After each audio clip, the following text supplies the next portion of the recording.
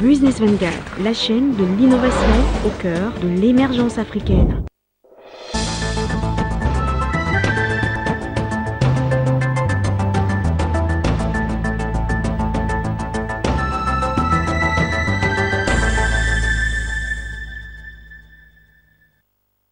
En Côte d'Ivoire, des comités de développement durable ont été installés dans 12 ministères. Leur rôle, sensibiliser, informer et éduquer sur la préservation de l'environnement et la promotion des gestes éco-citoyens.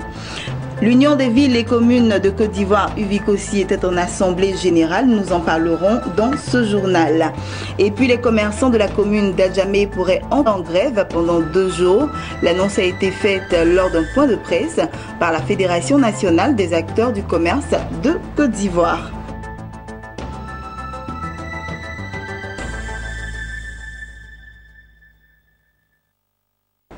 Bonsoir à tous, bienvenue à ce temps d'information. Je le disais en titre, en Côte d'Ivoire, l'État veut donner l'exemple du développement durable. Ce jeudi, le ministère de la Salubrité, de l'Environnement et du Développement durable a officiellement installé les comités de développement durable de 12 ministères logés à la cité administrative.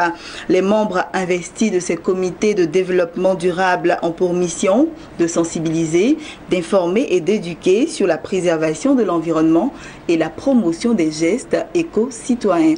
Jean-Charles Sibaï et Lignon Gilbert. L'esplanade de la cité administrative à Abidjan Plateau, vitrine de l'administration publique en Côte d'Ivoire, a servi de cadre à l'installation des points focaux des comités de développement durable.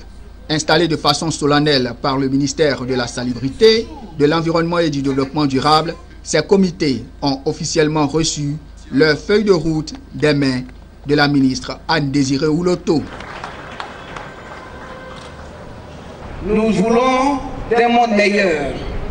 Nous voulons des mondes de volontaires, d'Ivoiriens, conscients que nous n'avons pas de planète de rechange et que nous n'avons pas de Côte d'Ivoire de rechange. Nous n'avons pas d'Afrique de rechange.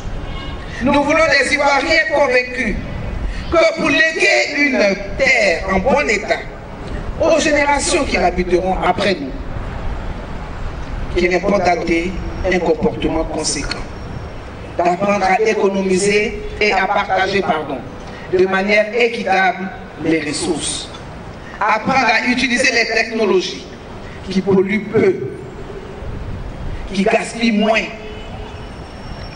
moins d'eau, moins d'énergie. Nous devons apprendre à changer nos habitudes de consommation et nos comportements. Pour l'heure, ce sont 12 ministères installés dans la cité administrative et alentour qui ont vu leurs points focaux mis en mission. Il s'agit pour l'État de Côte d'Ivoire de donner l'exemple. Ces mesures-là, c'est quoi? Les éco-gestes, les gestes simples. Veiller à ne pas qu'il y ait de gaspillage de l'énergie, de l'électricité, de l'eau, etc. La tâche va consister dans un premier temps à sensibiliser aux bonnes pratiques dans le domaine du développement durable et ensuite faire en sorte que justement tout le monde puisse inscrire au quotidien tous ces enseignements que vous nous devez recevoir. Au niveau de l'eau, il faut bien fermer le robinet. Quand on finit de l'utiliser, il faut s'assurer que quand tu tires la chasse, que le bouton revient. Au niveau de l'électricité, quand vous quittez une salle, il faut éteindre la lumière, il ne faut pas laisser les frigidaires ouverts. Des fois, il y a des frigidaires, il n'y a rien dedans, mais ça reste branché parce qu'on dit que c'est pour l'État. Alors que, bon, et puis aussi, l'État doit nous donner du matériel propre, du matériel en bon état de fonctionnement. Parce que les courts-circuits aussi ne permettent pas aussi, ça fait partie aussi des problèmes du développement durable. Les comités de développement durable ainsi que la création de la Commission nationale de développement durable sont inscrits dans la loi d'orientation sur le développement durable. Objectif, associer l'ensemble du corps social à la problématique du développement durable en Côte d'Ivoire. Il s'est tenu ce mercredi à Abidjan la cérémonie d'échange de vœux au comité de concertation État-secteur privé. Cet événement a permis de relancer pour l'exercice 2018 les activités des instances du cadre de concertation et à remobiliser l'ensemble des acteurs face aux nombreux défis pour l'amélioration de l'économie ivoirienne. Cette cérémonie d'échange de vœux a également vu l'hommage rendu au ministre de l'Industrie et des Mines, Jean-Claude Brou, vice-président du comité technique de concertation État-secteur privé, appelé à de nouvelles fonctions au niveau de la CEDEAO. Lawani Babatunde nous en dit davantage. L'instant était solennel et ludique. L'État et les acteurs du secteur privé se sont donné rendez-vous pour se formuler mutuellement des vœux à l'occasion de la nouvelle année. Occasion également de dresser le bilan des acquis en 2017 et mobiliser les différentes parties au regard des nombreux défis pour améliorer l'économie ivoirienne. Le paiement de la dette fournisseur dont a parlé tout à l'heure le président Fama, les redevances des droits d'auteur appliqués à l'industrie touristique, le règlement 14, la lutte contre l'orpaillage clandestin, la TVA appliquée aux opérations assimilées à des exportations de café cacao, et j'en passe. À cela s'ajoute la 3e édition de la Journée nationale du partenariat sur le thème encadrement du secteur informel, source de croissance et de compétitivité, organisée avec l'appui du Bureau de coordination des États en transition, de la Banque africaine de développement et de la Commission de l'Union économique et monétaire ouest-africaine. L'année 2017 s'est achevée il y a quelques semaines avec un bilan jugé plus que satisfaisant dans le cadre du dialogue entre le secteur privé et l'État. Nous espérons que cette nouvelle année sera porteuse des plus belles promesses pour le comité technique de concertation. L'occasion de ce rassemblement, au-delà des échanges traditionnels de vœux, nous permet de porter un regard rétrospectif sur les acquis obtenus durant l'année écoulée avant de nous tourner avec espoir vers l'avenir. Puisse la qualité de la collaboration entre l'État et le secteur privé en cette année 2018 traduit de façon remarquable l'émergence de notre pays et sur la compétitivité de nos entreprises. Autre temps fort de cette cérémonie, l'hommage rendu au ministre de l'Industrie et des Mines, vice-président du comité technique de concertation État-secteur privé, appelé à de nouvelles fonctions. Il a été nommé président de la communauté économique des États de l'Afrique de l'Ouest lors de la 52e session ordinaire de la CEDEAO tenue à Abuja au Nigeria le 16 décembre 2017. À la veille de son départ du comité technique de concertation État-secteur privé, Jean-Claude Brou a exhorté à la poursuite du dialogue pour une meilleure collaboration entre l'État et le privé. La cérémonie qui nous réunit cet après-midi, en plus de traduire l'excellence de la coopération entre le secteur privé et l'État de Côte d'Ivoire, revêt une signification particulière, comme vous avez pu constater. En effet, elle s'inscrit dans un contexte particulier au moment où nous nous apprêtons à quitter l'unité de captation État-secteur privé après plus de 5 années de collaboration et de partenariat fécond avec le privé dans l'ensemble. Bonsoir chez vous. Au revoir, monsieur le ministre Jean-Claude Brou. Au revoir. Merci. Bonne soirée. En Côte d'Ivoire, le cadre de concertation a été redynamisé à travers le décret 2013-462 du 19 juin 2013 portant création et attribution du comité de concertation État-secteur privé. Sa mission, organiser de manière structurée, efficace et permanente le dialogue entre l'État et le secteur privé autour des questions d'intérêt commun. Je travaille des jours pour ton seul. Les maires de Côte d'Ivoire réunis au sein de l'UVICOSI, entendez l'Union des villes et communes de Côte d'Ivoire, ont tenu leur assemblée générale annuelle. Tout comme les années précédentes, ils ont d'entrée de jeu échangé autour des différents thèmes relatifs à l'emploi et à la collaboration entre services des impôts et communes. Les membres ont pu constater que nous avons pu dégager un excédent de 135 millions de francs du budget donc, de l'exercice dernier qui va donc être reversé à l'exercice en cours. Et donc l'Assemblée a approuvé les actions qui ont été proposées pour l'année en cours. Cette Assemblée générale a donc répondu pleinement à nos préoccupations. Les appréciations du président de l'Union des villes et communes de Côte d'Ivoire, UVICOSI, au terme de l'Assemblée générale qui a réuni la quasi-totalité des premiers magistrats des villes et communes de Côte d'Ivoire. Assemblée générale dont le rapport financier affiche un excédent de plus de 135 millions de francs CFA, synonyme de bonne santé de l'UVICOSI. Mais toujours est-il que beaucoup reste à faire pour un meilleur devenir de cette fêtière. Toute chose qui passe par la formation à travers des échanges.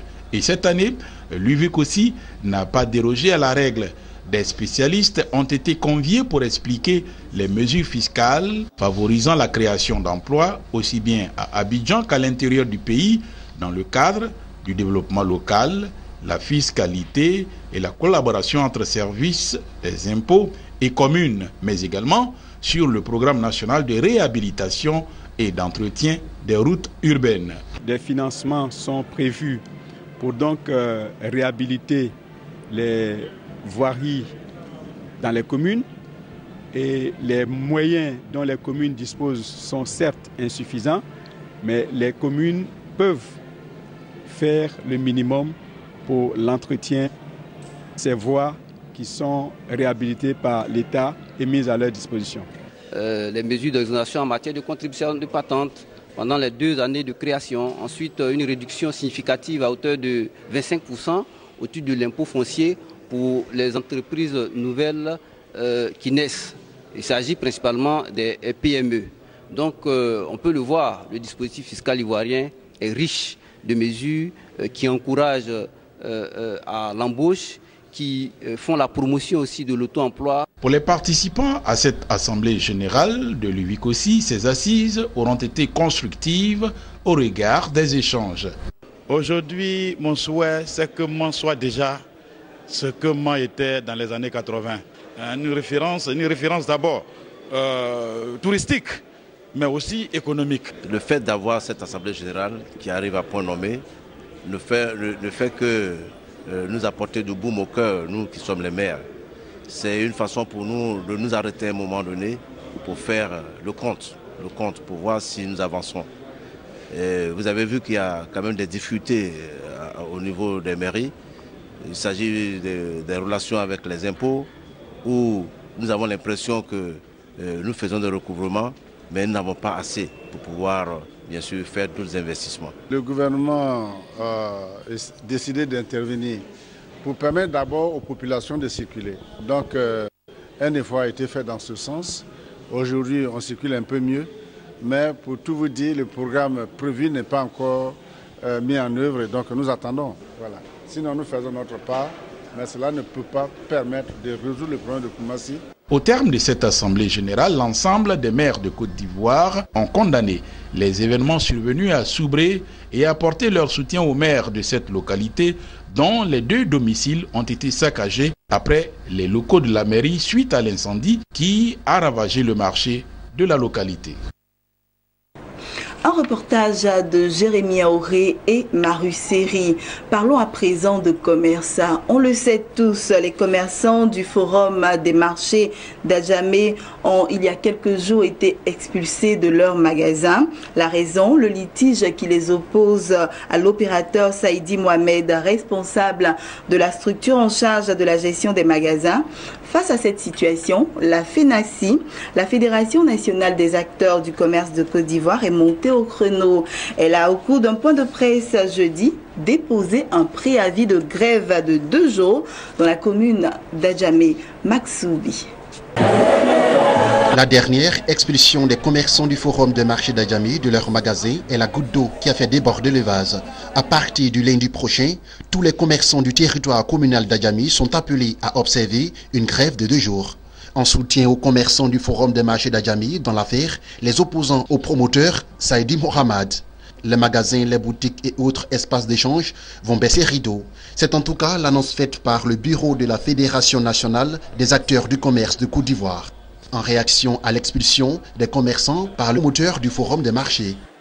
À défaut d'une rencontre en vue d'un règlement amiable, la FENACI et ses syndicats et associations professionnelles de base entendent observer une période de grève de 2 jours, avec fermeture des espaces commerciaux sur l'étendue du territoire communal d'Adjamé, jusqu'à ce que les droits et intérêts moraux des commerçants exerçant en Côte d'Ivoire soient respectés, jusqu'à ce que la dignité de la personne du commerçant soit reconnue et respectée, jusqu'à ce que la liberté constitutionnelle d'entreprise des commerçants soit strictement respectée.